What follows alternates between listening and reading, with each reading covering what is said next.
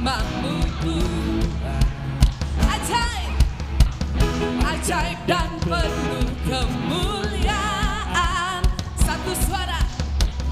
Satu suara kami nyatakan kebesaran-Mu Tuhan selamanya.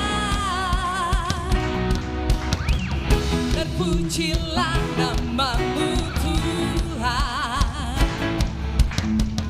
ajaib dan penuh kemuliaan.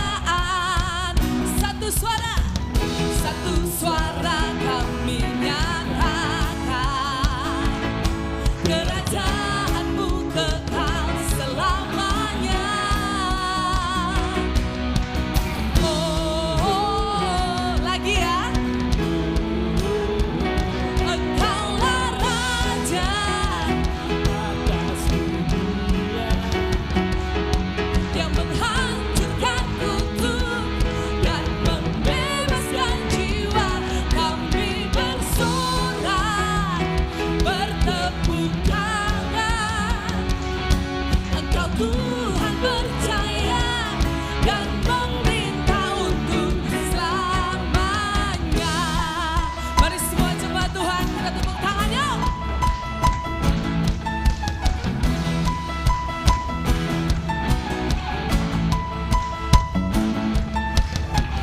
Terpujilah namamu Tuhan, ajaib dan penuh kemuliaan. Satu suara kami nyatakan kebesaran-Mu kekal selamanya. Terpujilah namamu Tuhan, ajaib dan penuh keagungan. Satu suara kami nyatakan kerajaan-Mu kekal selamanya. Mari semua jemaat Tuhan. Oh, lagi oh. Oh, Engkaulah Raja atas dunia yang menghancurkan kutub dan membebaskan jiwa. Kami bersorak, bertepuk tangan. Jemaat Tuhan saja ya, jemaat Tuhan. Engkaulah Raja, suaranya dong, atas dunia yang menghancurkan kutub dan membebaskan jiwa. Kami bersorak, bertepuk tangan. Engkau Tuhan berjaya. mari semua jemaat Tuhan. Engkaulah Raja atas dunia yang menghancurkan kutub dan membebaskan jiwa. Kami bersorak. Engkau Tuhan percaya dan memerintah untuk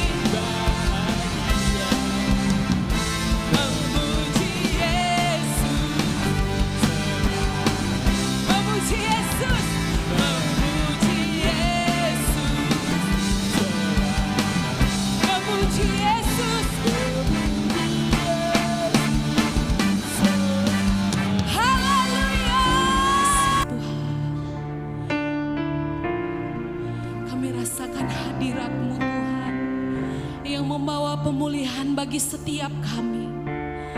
Kami rasakan kuasa-Mu ya Tuhan, yang melawan setiap umat-Mu di tempat ini. Haleluya.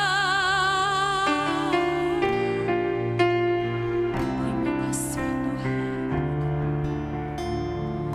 Ya Tuhan, ku rindukan hadirat-Mu.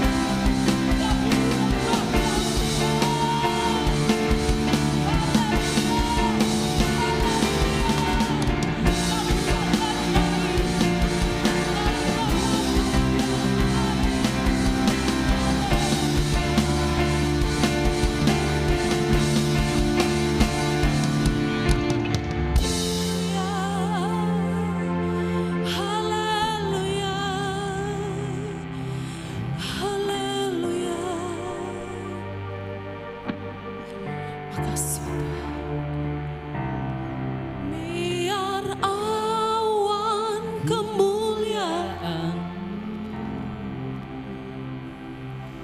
turunlah memenuhi bait suci, curahkanlah Roh Kudus memenuhi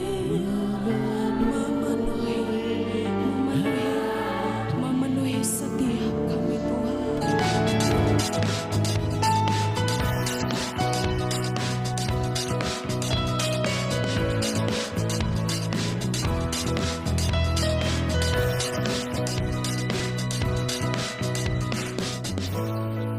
Bapa yang baik, Bapa yang bertata dalam kerajaan sorga, sungguh kami bersyukur karena pada pagi hari ini Tuhan, kami dapat berkumpul di tempat ini Tuhan, kami dapat beribadah kepadamu, kami sudah memuji dan menyembah namamu karena kami percaya Tuhan, kuasamu tercurah bagi kami ketika kami menaikkan setiap segala pujian dan penyembahan kami kepadamu.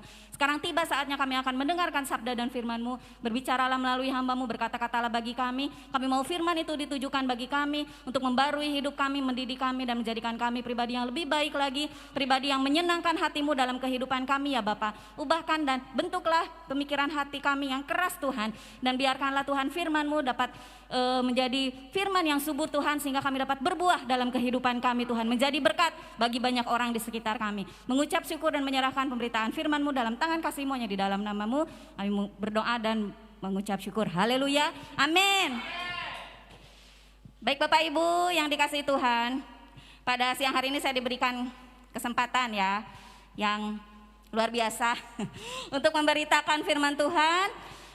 Karena ini adalah minggu yang terakhir, jadi kita akan menutup tema pada bulan ini, yaitu hidup dengan tujuan ya. Jadi ini adalah minggu yang terakhir dengan tema bakat itu murah, dedikasi itu mahal. Ya, kita mau belajar dari seorang pribadi, dari seniman yang hidup sudah 500 tahun yang lalu. Seniman ini dia sangat diberikan bakat yang luar biasa ya Bapak Ibu. Nah, masing-masing kita juga sebenarnya punya bakat yang luar biasa, betul nggak? Cuman seniman yang satu ini dia mengasah bakatnya. Terus dia melatih bakatnya sehingga dia menciptakan sebuah hasil yang luar biasa. Yang sampai saat ini karyanya itu dipamerkan di sebuah museum ya Pak. Di sebuah museum yang berada di Italia.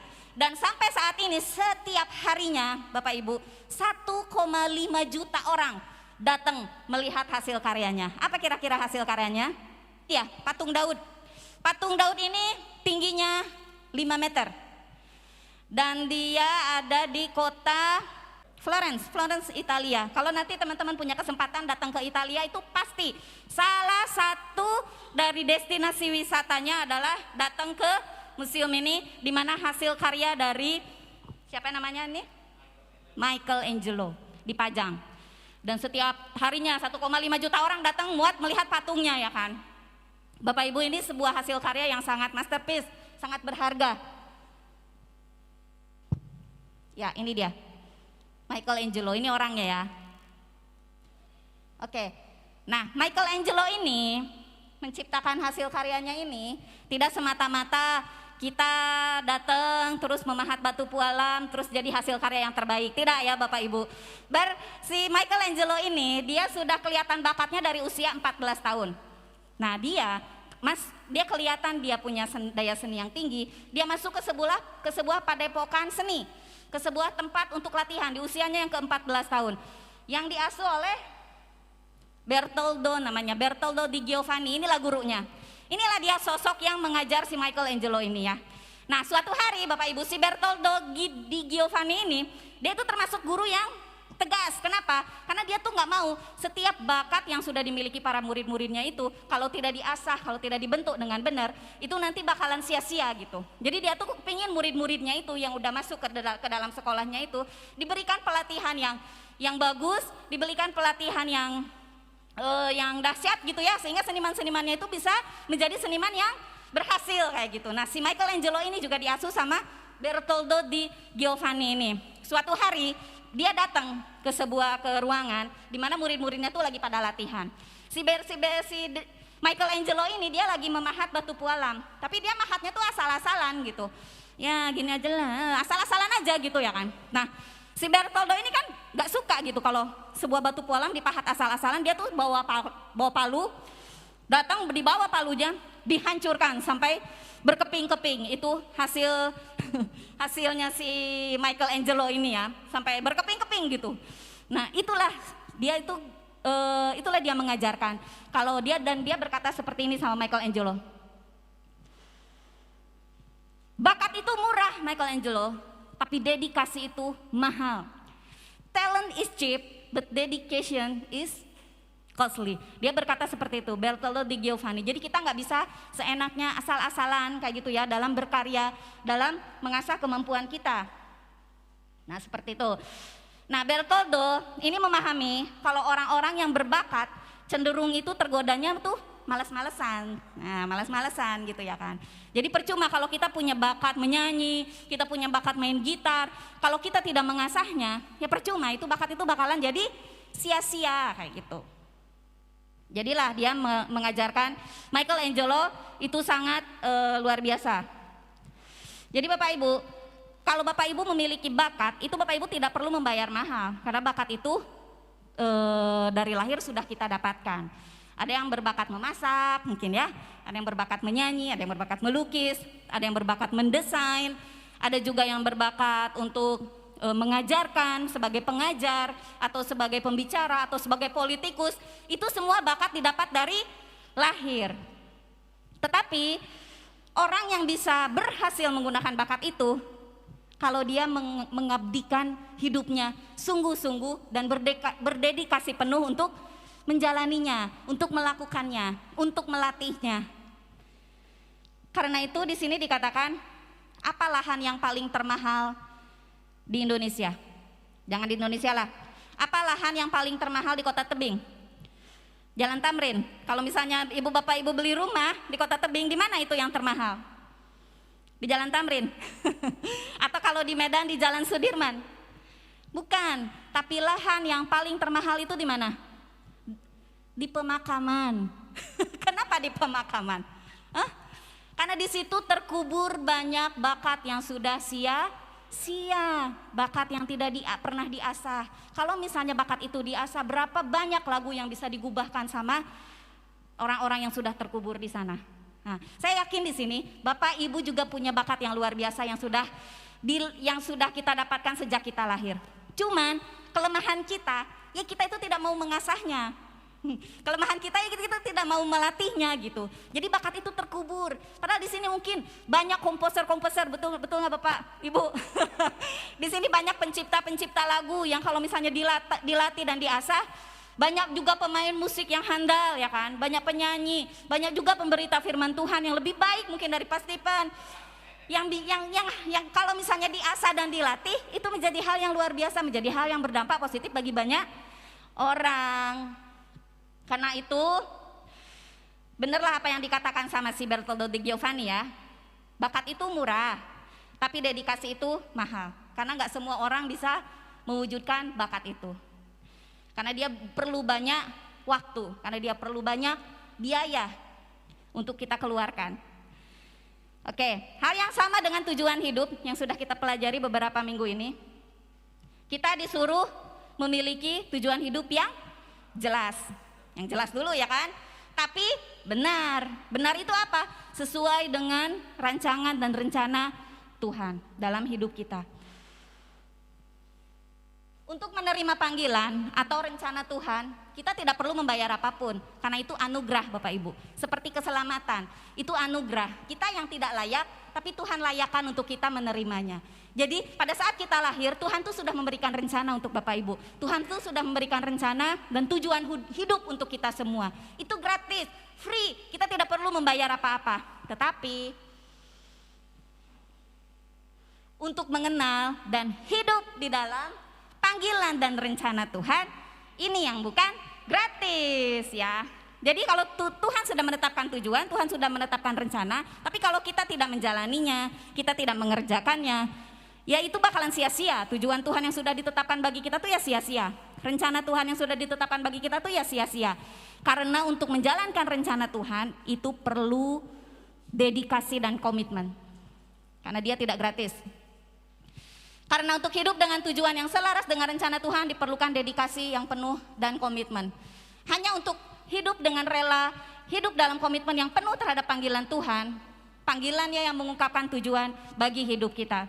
Hanya kalau kita misalnya mau untuk berkomitmen dan berdedikasi untuk menjalani setiap rancangan Tuhan dalam hidup kita, kita memiliki tujuan yang jelas dalam hidup kita. Amin. Nah, di sini kita mau belajar dari tokoh-tokoh di dalam Alkitab. Kalau di Perjanjian Lama kita sudah belajar dari Musa, dari Abraham, dari Daud ya. Nah, di Perjanjian Baru kita juga mau belajar dari Rasul Paulus. Nah, komitmen di dalam Rasul Paulus itu ditunjukkan di Kisah Para Rasul pasal yang ke-26 ayatnya yang ke-19 sampai 21. Tapi sebelum saya mengajak Bapak Ibu untuk membaca ayat ini, saya mau mengulas singkat dulu ya latar belakang dari ayat-ayat ini.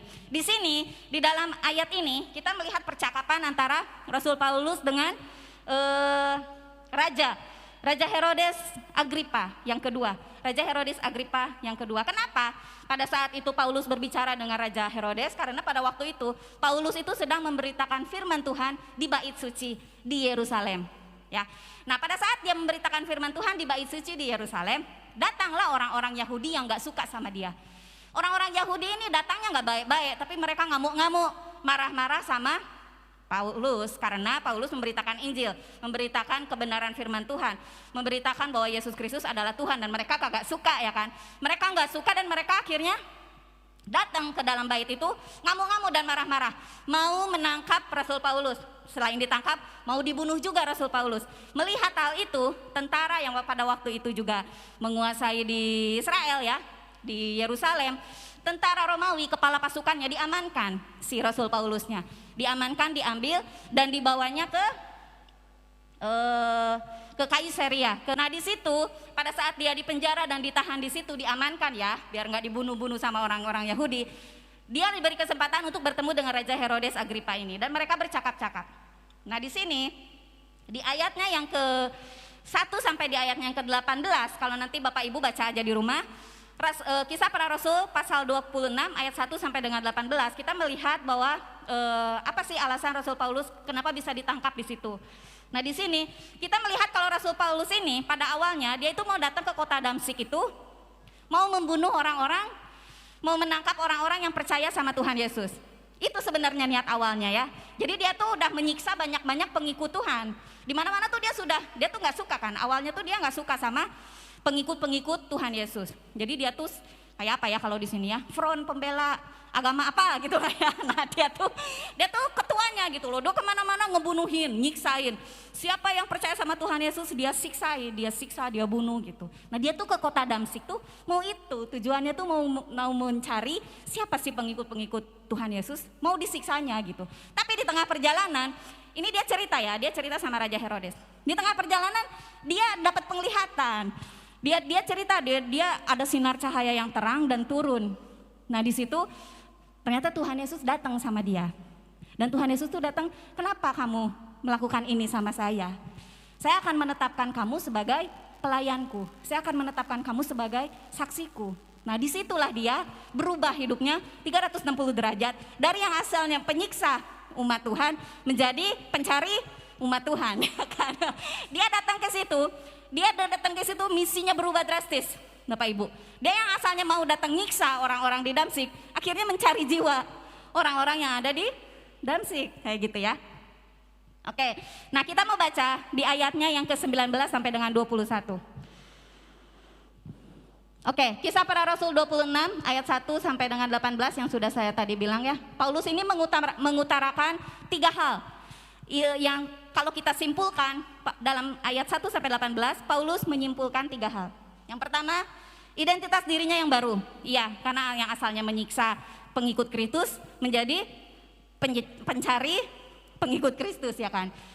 Dia mendapatkan identitas yang baru di dalam Tuhan. Kemudian yang kedua, providensi Allah dalam kehidupannya. Terus yang ketiga, penglihatan di mana Yesus menampakkan diri kepadanya. Jadi dia mengalami 3 hal ini Bapak Ibu, sehingga kehidupannya berubah dengan drastis, sehingga dia memiliki tujuan baru dalam hidupnya. Melalui ketiga hal itu, Tuhan menuntun Paulus untuk mengetahui tujuan hidup yang baru yang Allah tetapkan bagi dirinya. Nah, kita mau baca sama-sama Kisah Para Rasul 26 ayat 19 sampai dengan 21. Kita baca dulu ayat 19. 1, 2, 3. Sebab itu, ya Raja Agripa, kepada penglihatan yang dari sorga itu, tidak pernah aku tidak taat. Ayat 20.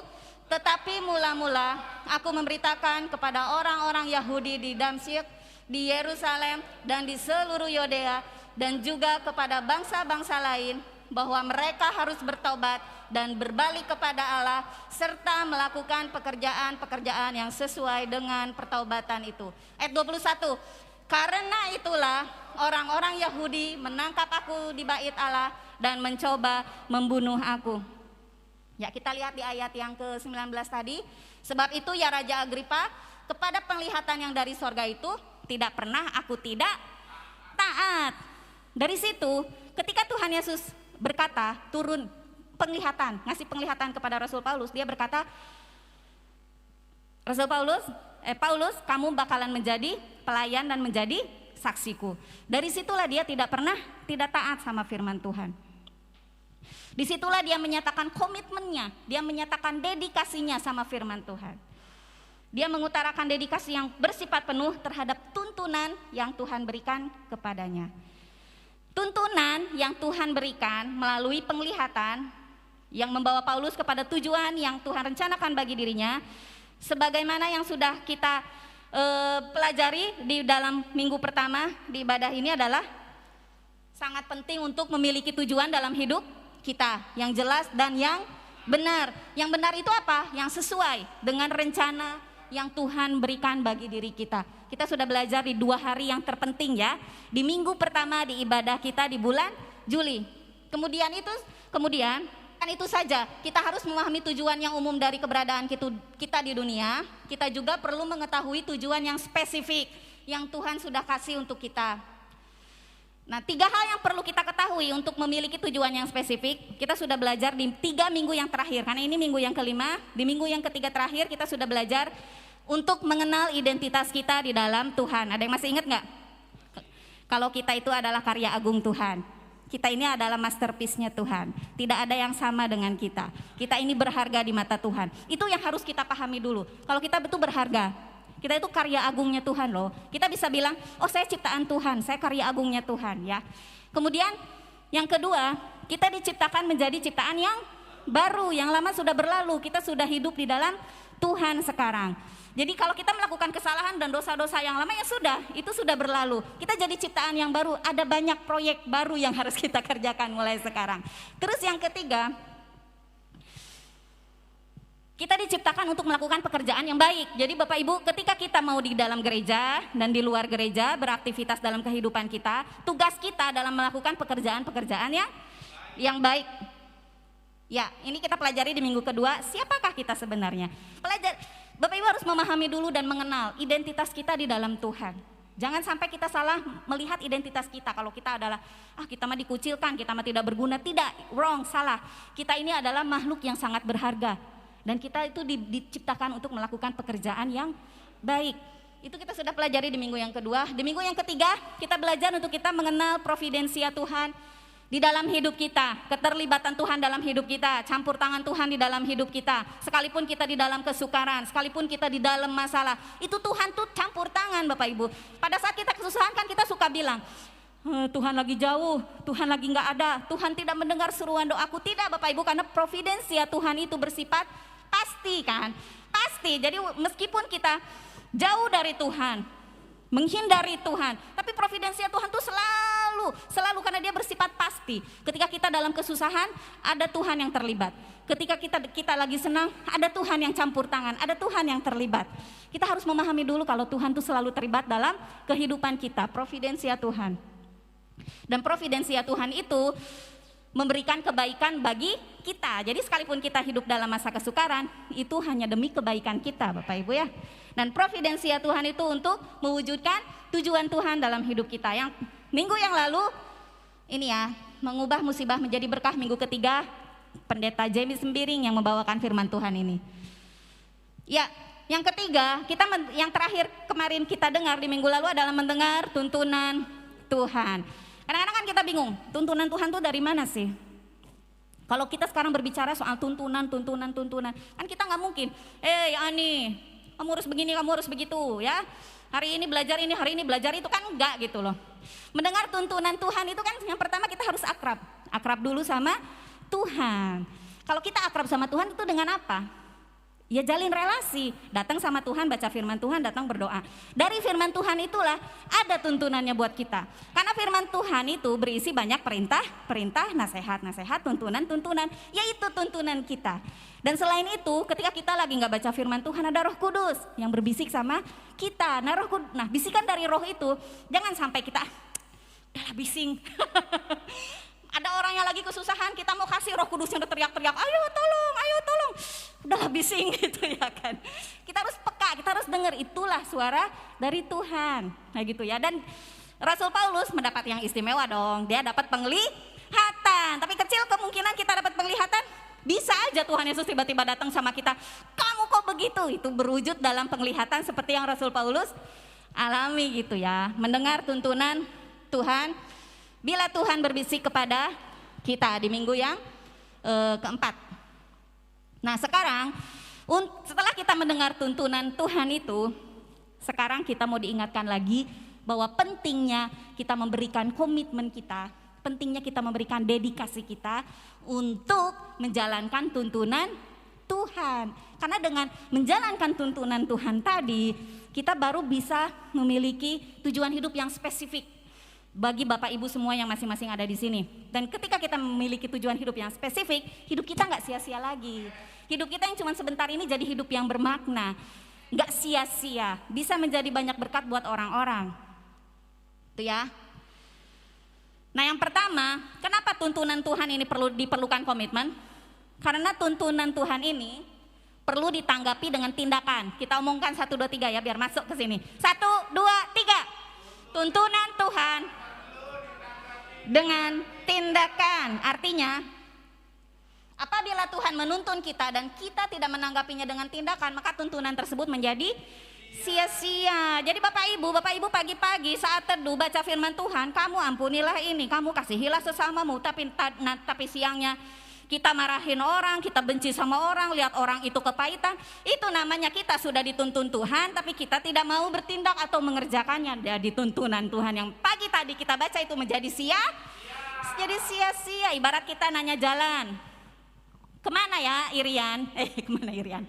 Di mana ya toko Irian Pak Rolin? Ya. Terus Pak Rolinnya ngasih tahu kan, ibu masuk dulu Jalan Jenderal Suprapto, terus nanti belok kiri masuk ke Tamrin, ibu lurus aja nanti ada di sebelah kanan Irian.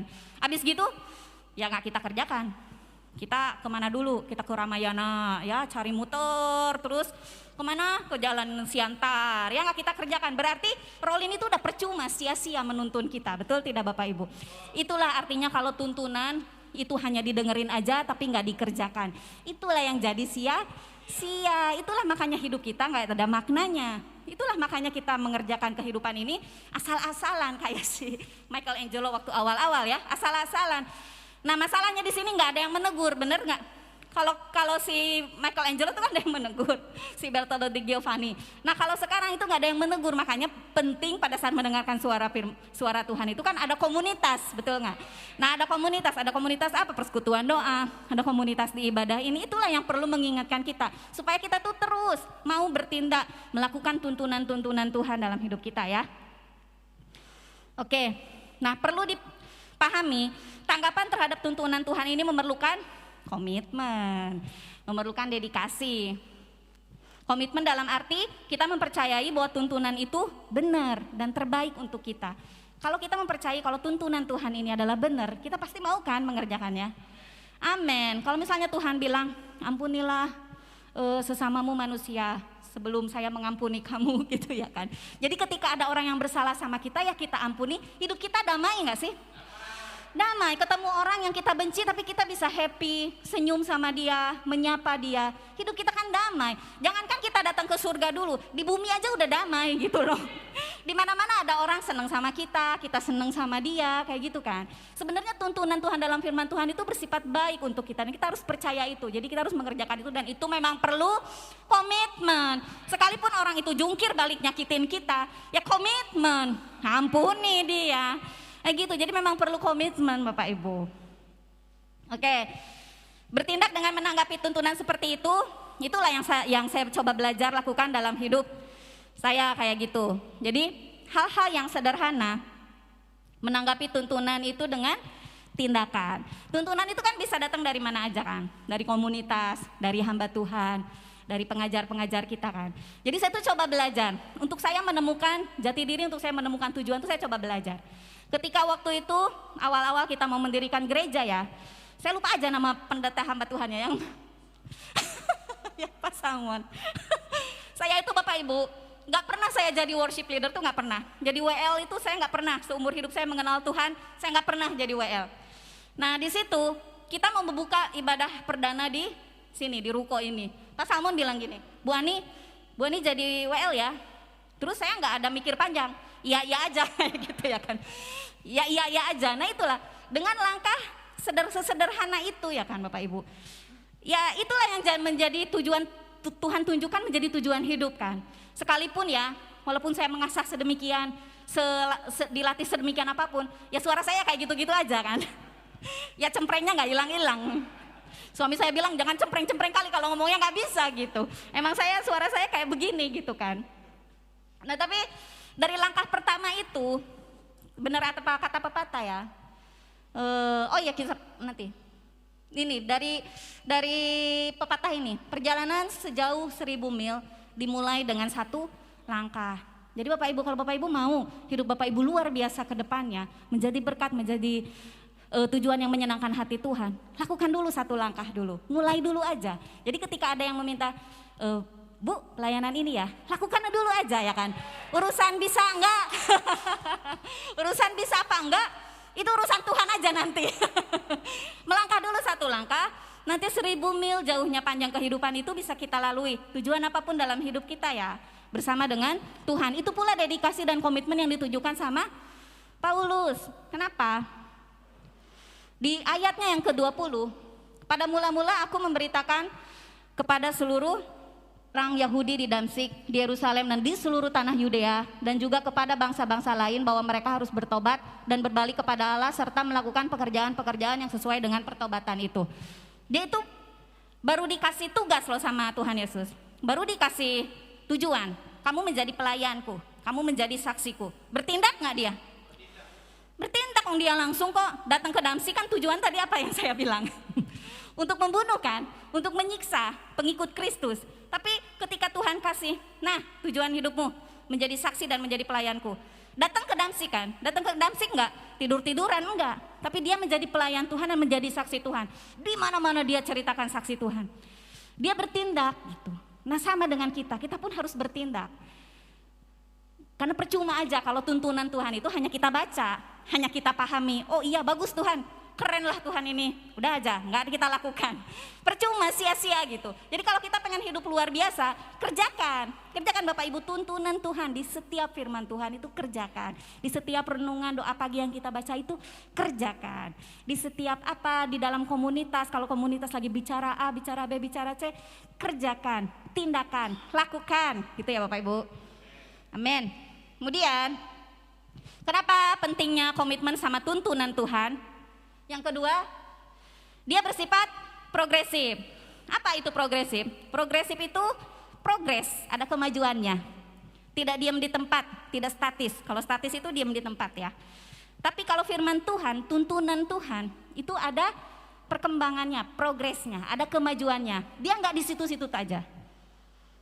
Progresif artinya tidak bersifat statis, berkembang sesuai dengan ketaatan kita terhadap tuntunan yang Tuhan berikan. Jadi setiap kita mentaati tuntunan Tuhan, Bapak Ibu nanti dikasih progres yang baru, dikasih lagi tugas yang baru, dikasih lagi tujuan yang baru, dan itu kita taati lagi. Jadi tuntunan Tuhan yang bersifat progresif ini, semakin kita mentaati tuntunannya, maka Tuhan akan mengungkapkan tujuan yang sudah Dia tetapkan bagi kita. Jadi kita harus taat dan taat. Hal seperti itu juga dialami semua tokoh dalam Alkitab ya Bapak Ibu, termasuk Paulus dan termasuk Abraham. Bapak Ibu kita tahu ya Abraham ya. Abraham itu dipanggil Tuhan untuk menunjukkan tujuannya bagi Abraham, yaitu Abraham akan menjadi bapa dari segala bangsa yang besar. Karena itu Tuhan menyuruh Abraham untuk keluar dari tempat tinggalnya pada saat itu dan ditunjukkannya ke negeri yang baru yang akan Tuhan tunjukkan untuknya. Kita baca kisahnya di Kejadian 12 ayat 1. Berfirmanlah Tuhan kepada Abram, pergilah dari negerimu dan dari sanak saudaramu dan dari rumah bapakmu ini ke negeri yang akan kutunjukkan kepadamu. Akan, berarti belum dikasih tahu kan mau kemana? Kan akan ya kan. Nah, cara yang pertama yang harus Abram lakukan itu apa? Yang Tuhan minta. Pergi dulu kan. Pergi dulu dari negeri yang Abraham sekarang sedang tempati. Dan setelah kalau Abram taat, nanti Tuhan tunjukkan di mana negeri yang akan diberikan kepada Abram. Jadi taat dulu aja sama perintah yang pertama. Taat dulu aja, lakukan dulu aja gitu loh. Nanti Tuhan tunjukkan lagi perintahnya yang berikutnya. Karena itulah tuntunan Tuhan itu kan progresif ya. Maju terus dia, berkembang. Oke, itu juga yang dialami sama Rasul Paulus. Dalam komitmen yang penuh dia mentaati tuntunan Tuhan. Seiring dengan ketaatannya Tuhan menunjukkan langkah-langkah selanjutnya yang harus ditempuh sama Paulus. Ya, Tuhan tidak menunjukkan secara sekaligus tahap-tahap yang harus ditempuh oleh Abraham dari A sampai Z sampai lengkap. Jadi Tuhan tuh nggak nunjukin dari awal, Abraham, kamu bakalan jadi bapak segala bangsa, kamu sekarang ke kota Yeremia kemana dan nanti kamu akan berakhir di kota. Enggak. Jadi Tuhan nggak ngomong seperti itu ya. Tapi Tuhan pengen lihat dulu imannya si Abraham ini. Pergilah kamu akan menjadi bapak segala bangsa loh. Pergilah kamu dari kota ini, nanti saya kasih tahu kota yang akan kamu tuju. Taat gak sih Abraham sama perintah Tuhan? Padahal perintahnya masih ngambang. Mau kemanapun gak tahu Abraham. Disuruhnya pergi dulu. Ya pergi Abraham. Taat dia. Ditunjukkan gak negerinya? Ditunjukkan. Jadi bapak segala bangsa gak dia? Jadi bapak segala bangsa. Jadi Bapak Ibu, kita taati dulu saja perintah Tuhan. Lihat tuntunannya itu seperti apa. Lakukan dengan tindakan. Setelah kita bertindak, taati. Jangan bertindaknya sekali aja. Jangan sekali aja datang ibadah terus nanti nggak datang lagi ya kan. Saya tunggu tergerak Bu Ani. Oh, tidak bisa. Jadi taati dan taati ya, taati terus. Apa sih yang maunya Tuhan dalam hidup kita? Ya kan, jangan nunggu moodnya datang baru kita taat, nggak bisa. Kita harus selalu taat sama perintah Tuhan. Jangan perintah Tuhan yang enak-enak aja kita kerjakan ya. Jangan yang perintah Tuhan yang gampang-gampang gitu yang kita kerjakan. Enggak, tapi semua perintah Tuhan itu kita kerjakan, kita coba, kita taati. Nah Rasul Paulus juga sama. Di dalam ayatnya yang ke-20, tapi mula-mula aku memberitakan kepada orang-orang Yahudi di Damsyik, di Yerusalem, di seluruh tanah Yudea, dan juga kepada bangsa-bangsa lain. Ini menunjukkan progresif enggak? Ini menunjukkan kemajuan enggak? Menunjukkan, karena kalau misalnya Paulus taatnya cuma di Damsyik aja, ya udah. Cuman orang Damsyik aja wes yang tahu firman Tuhan, yang tahu Yesus Kristus adalah Tuhan, ya kan? Cuman orang-orang yang di Damsyik aja yang mengenali Injil. Kita sekarang mungkin nggak tahu itu siapa itu Yesus Kristus. Kalau misalnya tidak ada kemajuan dalam Paulus, karena setelah dia di Damsyik, Tuhan menuntun dia untuk menjadi saksi di orang-orang Yahudi di Yerusalem. Setelah orang-orang Yahudi di Yerusalem mendengarkan kesaksian daripada Paulus, pergilah dia ke seluruh tanah Yudea. Setelah seluruh tanah Yudea dia sudah berikan kesaksian, dia pergi lagi ke bangsa-bangsa lain. Jadi ada progresnya Bapak Ibu. Begitulah dengan kita ya. Kalau kita sudah belajar bas, saya nggak mau lagi belajar yang lain misalnya seperti itu. Itulah contoh sederhananya ya kan. Nggak bisa kalau misalnya kita memiliki talenta, kita memiliki bakat tadi, kan kita perlu dedikasi dan komitmen untuk menjadikannya berhasil. Jadi kita harus taati gitu. Taati itu lakukan dulu, belajar dulu. Kemudian habis belajar, taati ya. Belajar dengan terus menerus sehingga ada progresnya. Yang asalnya bisa kunci A, besok bisa kunci B. Yang asalnya udah kunci B, besok bisa kunci C. Yang akhirnya kita bisa melayani dalam ibadah. Itulah tujuan Tuhan dalam hidup kita. Itulah misalnya contoh simpelnya gitu ya Bapak Ibu. Oke, yang ketiga, pentingnya komitmen terhadap tuntunan Tuhan disebabkan Kita tahu hidup dalam tuntunan Tuhan bukanlah tanpa harga. Seperti yang Michelangelo alami, dia menjadi seniman yang berhasil karena dia harus bayar harga. Dari umur 14 tahun, dia sudah kursus les seni. Umur 14 tahun ya kan. Sehingga dia menciptakan hasil seni yang berkualitas yang sampai sekarang banyak dinikmati sama banyak orang. Itulah dia menjadi berhasil. Perlu harga yang perlu dibayarnya. Karena umur 14 tahun itu, siapa yang mau di sini les mematung, Bapak Ibu? Umur 14 itu kan enaknya main sama teman-teman, hangout ke mall ya kan. Umur 14 lah, masih cibi-cibi itu ya. Ya masih banyak keinginannya lah gitu. Tapi dia tuh perlu banyak waktu, perlu mengeluarkan banyak uang, ikut les, mengeluarkan banyak yang harus dia korbankan, main sama teman-temannya dalam masa itu ya. Tapi dia pergi ke Bertoldo de Giovanni, dia belajar di situ dan dedikasinya dan komitmennya terhadap itu menghasilkan dia menjadi seniman yang terkenal sepanjang masa sampai saat ini. Hasil karyanya masih bisa dinikmatin. Memang Bapak Ibu, tuntunan Tuhan, sekali lagi saya katakan, tuntunan Tuhan itu bersifat cuma-cuma. Seperti keselamatan yang diberikan sama Tuhan itu bersifat cuma-cuma. Namun untuk hidup, nah itu tadi, untuk menjalankan tuntunan Tuhan tadi untuk kita, itulah yang tidak gratis. Kita harus rela untuk membayar harganya. Dalam Kisah Para Rasul yang ke-21, inilah harga yang harus dibayar Paulus.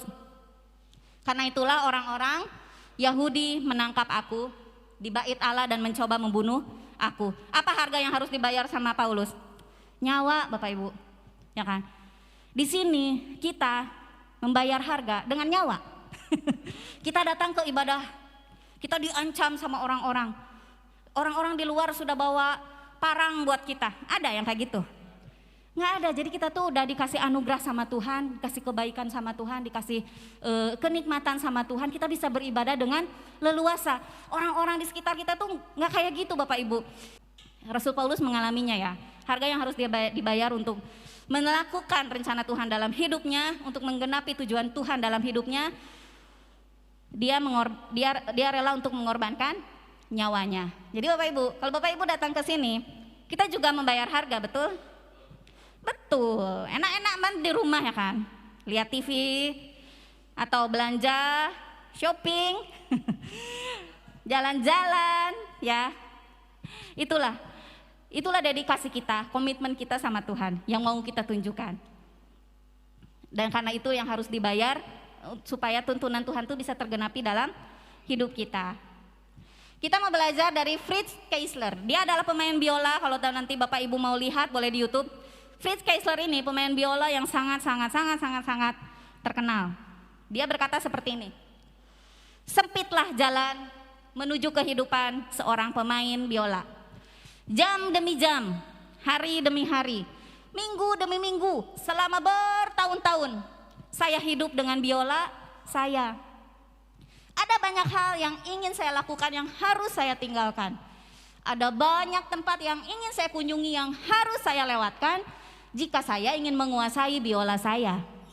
Jalan yang saya lalui adalah sangat sempit dan perjalanan itu tidaklah mudah, Bapak Ibu. Jangan kita mau ahli dalam sesuatu, tapi kita tidak mau melatihnya. Kita tidak mau memberikan waktu kita. Kita tidak mau memberikan uang kita.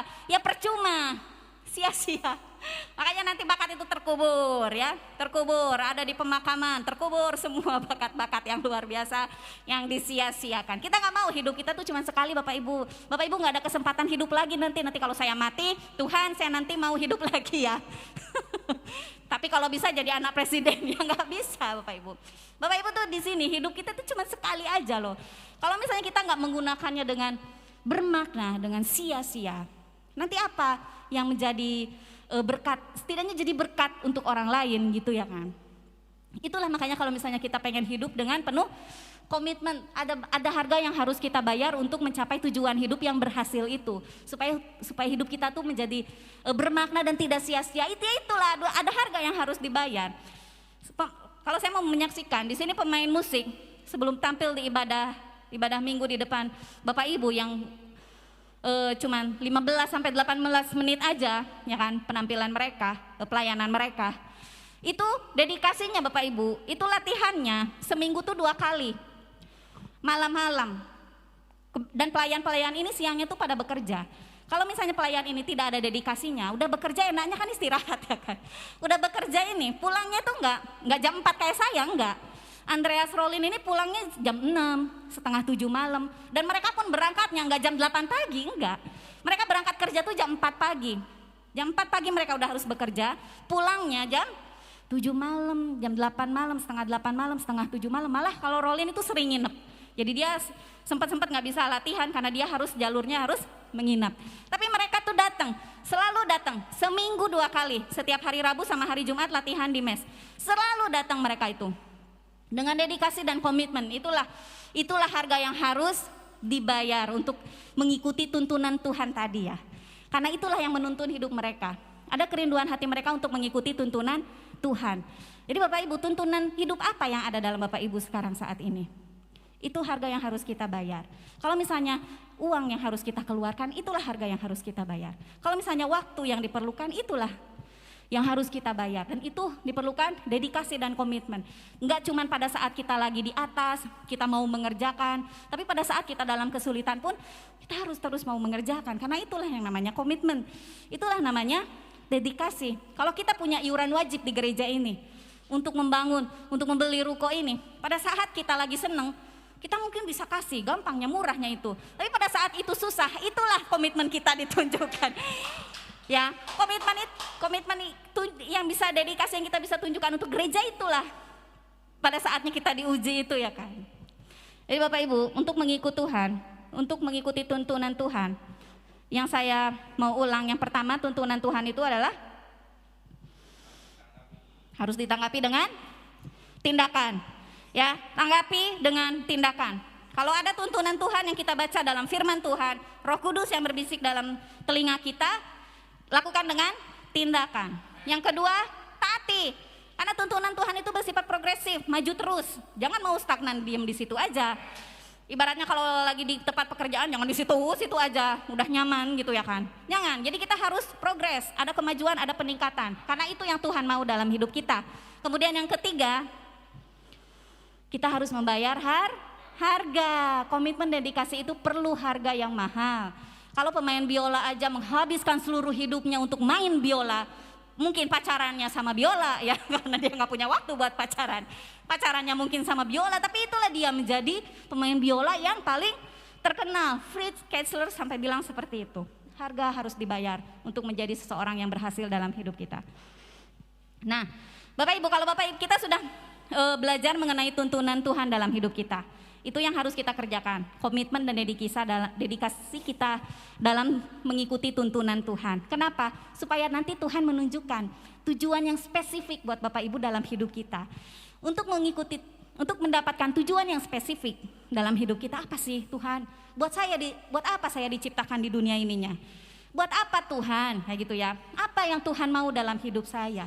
Apa sih tujuan yang Tuhan mau kasih dalam hidup saya? Kayak gitu. Kita harus menyatukan 3 hal. Apa? Pengenalan kita akan identitas kita di dalam Tuhan. Yang ketiga tadi ya, yang dialami oleh Rasul Paulus, tujuan hidup dia berubah kan. Dari yang asalnya tujuannya untuk membunuh banyak jiwa Kristus, sekarang dia menjadi pencari jiwa Kristus. Tujuan hidupnya berubah. Dia memiliki tujuan yang spesifik sekarang. Tujuan yang baru. Tapi apa? Yang pertama, dia harus tahu dulu identitas dia di dalam Tuhan. Bapak Ibu, identitas Ibu di dalam Tuhan. Itu sekali lagi saya ingatkan, Bapak Ibu itu adalah biji mata Tuhan, hal yang berharga. Saya ingatkan sekali lagi, jangan sampai kita rendah diri. Karena kita dalam masterpiece-nya Tuhan. Kita diciptakan menjadi makhluk ciptaannya yang baru. Dan kita memiliki tugas melakukan pekerjaan yang baik. Kemudian yang kedua, pahami providensia Allah. Kita harus terus memahami bahwa Tuhan itu terus terlibat, terus campur tangan dalam kehidupan kita. Sekalipun kita sekarang sedang menjauh, Tuhan tuh terus aja campur tangan, terus terlibat dalam kesukaran, dalam kesukaan. Tuhan tuh terlibat, tahu dia, pergumulan kita tahu dia. Dan itu semua kita alami untuk kebaikan kita sendiri. Kemudian yang ketiga, mendengarkan suara Tuhan yang menuntun kita ya. Lakukan ketiga hal ini, mendengar suara Tuhan melalui firman Tuhan, melalui keakraban kita sama Tuhan, supaya Tuhan terus berbisik buat kita, supaya Tuhan tuh terus cerita sama kita, hei anakku, beginilah harusnya kamu, beginilah harusnya kamu. Kalau kita melakukan ketiga hal ini, memadukan semuanya ya, ketiga hal ini dalam hidup kita, kita memiliki tujuan yang spesifik untuk hidup kita dari Tuhan. Itulah yang Tuhan Yesus contohkan ya buat kita. Dia datang ke dunia ini, dia paham dengan tujuannya datang ke dunia ini. Tujuannya tuh jelas, spesifik. Apa? Dia datang untuk mencari dan menyelamatkan anak yang hilang. Dia tahu tujuannya keberadaan di dunia ini. Dia rela membayar harga untuk menyelamatkan kita, ya kan? Dia mengorbankan dirinya di kayu salib demi menyelamatkan kita. Dan bukan itu saja, dia menyelamatkan kita dari kebinasaan, tapi Ia juga menyelamatkan kita dari kehidupan yang sia-sia, Bapak Ibu. Hidup kita tuh cuman sekali, tapi Tuhan tuh pengen kita itu menjalani hidup yang cuman sebentar ini dengan hidup yang bermakna. Jadi sebenarnya semua tugas-tugas ini tuh buat kita, buat kebaikan kita, supaya kita tuh jadi berhasil, supaya kita tuh menjalani hidup tuh nggak sia-sia. Kita tuh bisa menjadi berkat bagi banyak orang. Itulah hidup yang nggak sia-sia. Ketika kita dikuburkan, ada banyak orang yang datang. Kalau misalnya, orangnya kalau di dalam pemakaman ada banyak orang yang datang, kan kita berpikirnya positif kan. Ini pasti orang baik. Ya itulah, mungkin dia pasti menjadi berkat bagi orang-orang di sekitar dia, sehingga pada saat orang itu kehilangan dia, orang itu merasa kehilangan kan, dan menunjukkan rasa kehilangan dan empatinya itu dengan menghadirinya. Jadi itulah, kita tuh bisa menjadi berkat untuk orang-orang sehingga kita tuh tidak menjadi sia-sia. Hidup kita tuh tidak menjadi sia-sia. Dan Tuhan itu menetapkan tujuan dalam hidup kita. Tuhan Yesus datang ke dunia membawa kehidupan agar semua orang yang percaya kepadanya memiliki hidup, dan memiliki hidupnya tidak hanya hidup yang biasa-biasa, tapi hidup dalam kelimpahan, Bapak Ibu. Amin. Dalam kelimpahan itu apa? Banyak uang. Saya tanya sekali lagi, hidup kelimpahan itu banyak uang? Tidak. Kelimpahan dengan kesehatan mau, Bapak Ibu? Kelimpahan dengan sukacita mau? Sekalipun uangnya pas-pasan, tapi kita sukacita mau kan, Bapak Ibu? Kita sehat terus melihat anak cucu kita dengan tangan Justin, melihat anak cucu kita ya kan tumbuh mereka dengan sehat, menjadi berbakti sama orang tuanya, sama bangsa dan negara. Itulah kayak kan kita tuh kepingin memiliki hidup itu dengan hidup dengan kelimpahan. Itulah tujuan Tuhan. Semua firman Tuhan di dalam Alkitab itu tuh semua demi kebaikan kita. Jadi sehingga kita itu hidup dengan living on purpose ya. Dalam tema bulan ini, hidup sesuai dengan fitrah, dengan maksud Allah bagi diri kita masing-masing, dengan bersyukur di dalam iman kepada Tuhan Yesus. Amin. Amin. Terima kasih Tuhan Yesus. Kami sangat bersyukur kepadamu Bapa. Kami mau belajar melalui firman Tuhan yang sudah kami dengar ini ya Tuhan. Kami percaya ada tujuan hidup yang jelas dan yang benar yang sudah Tuhan tetapkan bagi kami. Ajarkanlah kami untuk mengenal identitas kami di hadapan-Mu ya Tuhan. Dan ajarilah kami untuk kami dapat memahami bahwa ada providensia Allah dalam hidup kami, bahwa ada campur tangan Allah dalam hidup kami ya Bapa. Dan berikanlah kami telinga Tuhan dan hati untuk mendengar setiap tuntunan-Mu dalam hidup kami. Dan setelah kami mendengar tuntunan-Mu Tuhan, ajarkanlah kami ya Bapa, untuk kami dapat bertindak, melakukan tuntunan itu ya Tuhan, supaya tujuan-Mu dalam hidup kami dapat tergenapi ya Bapa. Dan ajarkanlah kami ya Tuhan, pada saat kami mendengar tuntunan itu, untuk kami dapat menaatinya ya Bapa. Karena kami percaya tidak ada yang mustahil bagi-Mu ya Tuhan. Tidak ada perkara yang susah yang bisa kami kerjakan ya Tuhan. Kami mau belajar taat akan segala tuntunan-Mu, akan segala firman-Mu dan sabda-Mu dalam hidup kami ya Bapa. Dan setelah kami belajar taat ya Tuhan, kami percaya bahwa tuntunan itu memang ada harga yang harus kami bayar. Maka itu berikanlah kami kekuatan ya Bapa, berikanlah kami kesungguhan-Mu ya Tuhan, supaya kami bisa mentaati tuntunan-Mu dalam hidup kami. Kami mau hidup kami ini tidak sia-sia ya Bapa. Kami mau hidup ini bermakna ya Tuhan. Hidup yang cuma sebentar ini mau kami lewati Tuhan dengan hidup yang berhasil ya Bapa. Haleluya. Terima kasih Tuhan Yesus. Terima kasih Bapa yang baik. Kebaikan-Mu Tuhan sempurna dalam hidup kami. Kasih setia-Mu tidak pernah luput dalam hidup kami. Kami berdoa yang sepakat kata